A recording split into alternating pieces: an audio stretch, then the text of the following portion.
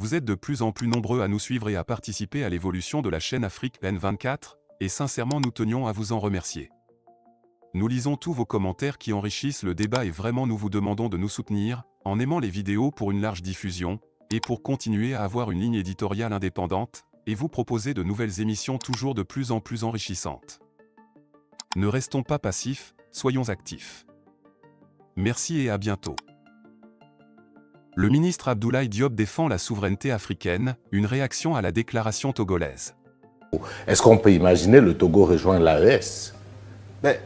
Pour moi, ce n'est pas impossible, mais c'est la décision du président de la République, d'abord, et c'est la décision également du Parlement togolais. Nous avions des institutions togolaises, nous avions la présidence de la République, comme vous le saviez aujourd'hui. Nous mutons vers la 5e République, nous avions le Parlement. Si le Parlement décide que le Togo puisse rejoindre les pays de l'AES, pourquoi le Togo ne le ferait pas? On le fera. Mais je vais vous surprendre.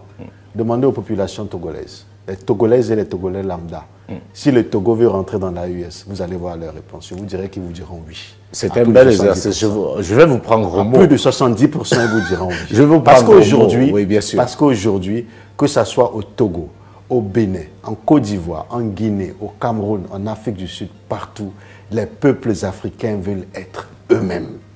Quand vous nous voyez, nous ne sommes contre personne. Nous le disons sans cesse. Nous voulons être nous-mêmes. Mais le problème, c'est que certains de nos partenaires veulent que nous soyons à leur service. Nous disons non. Les pères des indépendances africaines ont fait une partie de la lutte pour nous donner cette indépendance. C'est ce qui fait que nous vivons aujourd'hui. Vous et moi, nous sommes ici, nous travaillons. Voulez-vous qu'après 60 ans, 66 ans, nous continuions? Alors, quel héritage laisserons-nous à nos enfants? Je pense que c'est même irresponsable de vouloir être là, vous êtes libre, et vous refusez la liberté.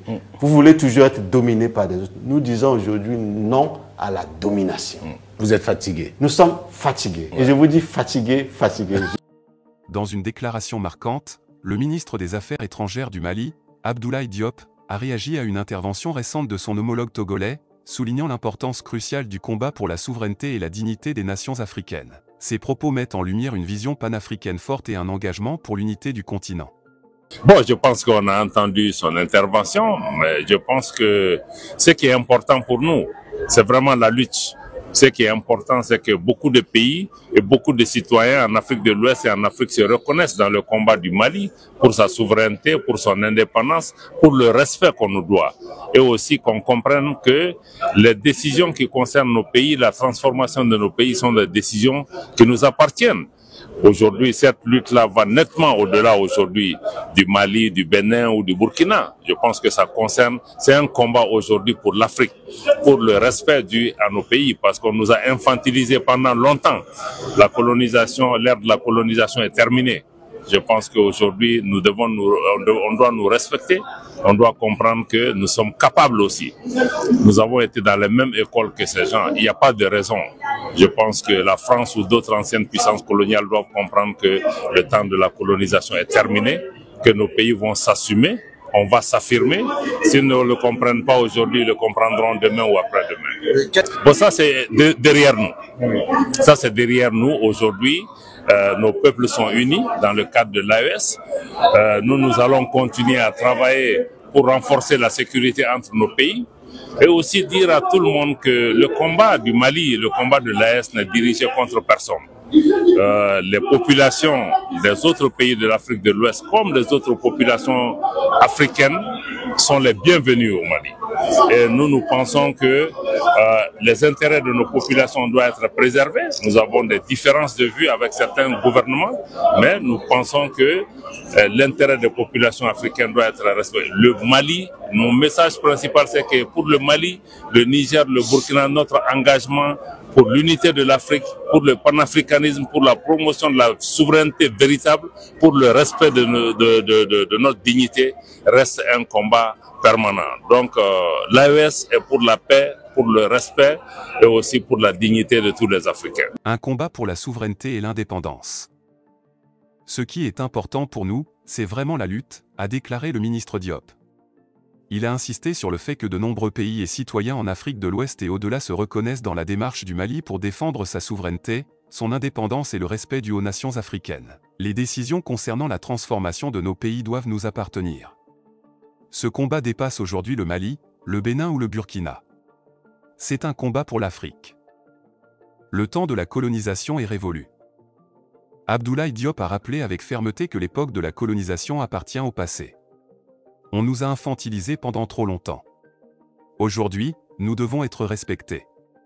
Nous sommes aussi capables, nous avons fréquenté les mêmes écoles que ces anciennes puissances coloniales. Il a adressé un message clair à la France et aux autres anciennes puissances coloniales, le temps de la colonisation est terminé.